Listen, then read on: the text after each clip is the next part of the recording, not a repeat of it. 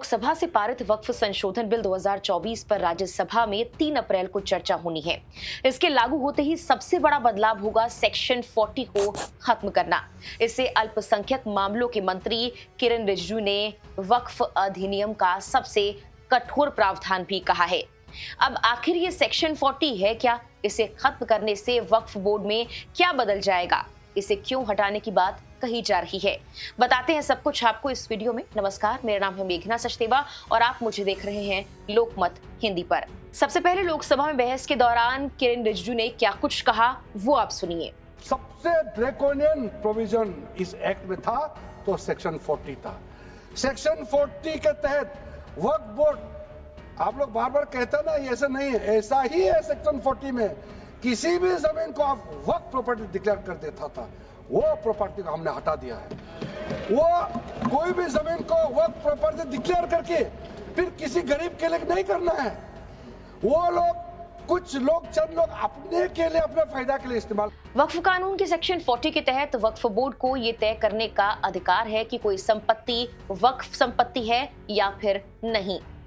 इस सेक्शन के तहत अगर वक्फ बोर्ड किसी संपत्ति को वक्फ संपत्ति मानता है तो उसका ये फैसला अंतिम होता है। इसका सीधा मतलब है कि सरकार या कोई और संस्था इस फैसले में हस्तक्षेप नहीं कर सकती है।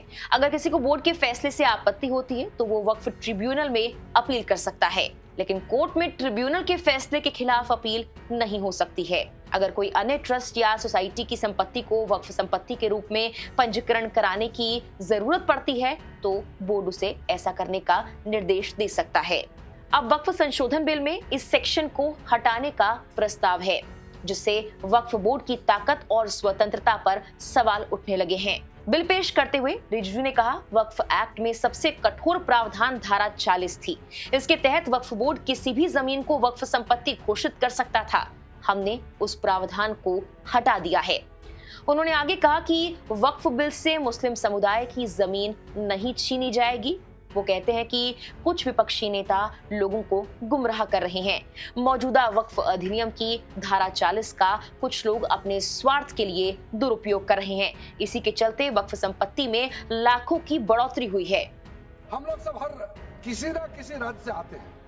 We all belong to each and every part of our country. We are together. We may belong to different states and union territories. We are all Indian. ये अथॉरिटी राज्य सरकार को हमने कैसे दिया? जो प्रॉपर्टी वक्फ यूजर को हम लोगों ने हटाने के बाद ये प्रावधान सुरक्षित किया है, ऑथोराइज किया स्टेट गवर्नमेंट को कि जो प्रॉपर्टी रजिस्टर्ड हो चुके हैं, जब नमाज पढ़ते हैं, रजिस्टर्ड है, डॉक्यूमेंट है, उस पे कोई हस्तक्षेप नहीं होगा। ये कानून प्रोस्पेक्टिव है, रेट्रोस्पेक्टिव नहीं है।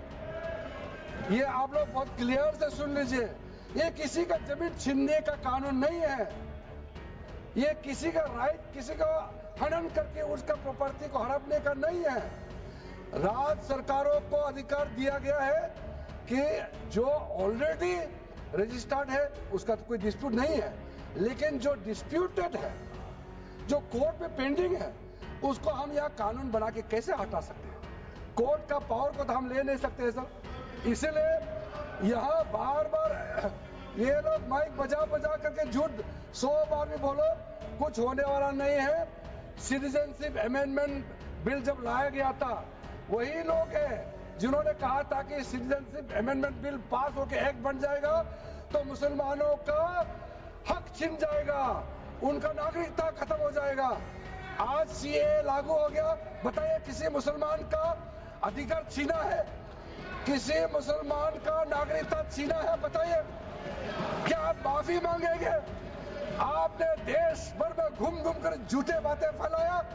आज आप साबित हो गया कि आपने झूठ बोला था, लेकिन आज आप माफी मांगने का भी हिम्मत नहीं रखते हैं।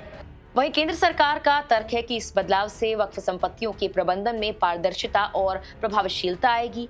उनका ये मानना है कि अब वक्फ संपत्तियों के मामलों में कोई भ्रम नहीं होगा और ये प्रक्रिया ज्यादा सरल हो जाएगी। वहीं इस बदलाव के खिलाफ स्वर भी उठे। तृणमूल कांग्रेस के सांसद कालन बनर्जी ने संसद में कहा कि अगर सेक्शन 40 को हटा दिया गया तो वक्फ बोर्ड महज एक गुड़िया बनकर रह जाएगा जिसकी कोई ताकत नहीं होगी। उनका कहना था कि अगर इस सेक्शन को हटा दिया जाता है तो वक्फ बोर्ड को बनाए रखने का कोई मतलब नहीं है और इसकी शक्तियां सीधे तौर पर मंत्री को दे दी जानी चाहिए। बता दें कि लोकसभा में देर रात वक्फ संशोधन विधेयक 2024 पारित हो गया है। इस विधेयक पर पूरे दिन बहस हुई। कांग्रेस ने इस दौरान जमकर हंगामा किया। इस विधेयक के पक्ष में 288 वोट पड़ी जबकि विपक्ष में 232 सांसदों ने वोट किया। आज वक्फ बिल राज्यसभा में पेश किया जाएगा। फिलहाल के लिए इस वीडियो में इतना ही।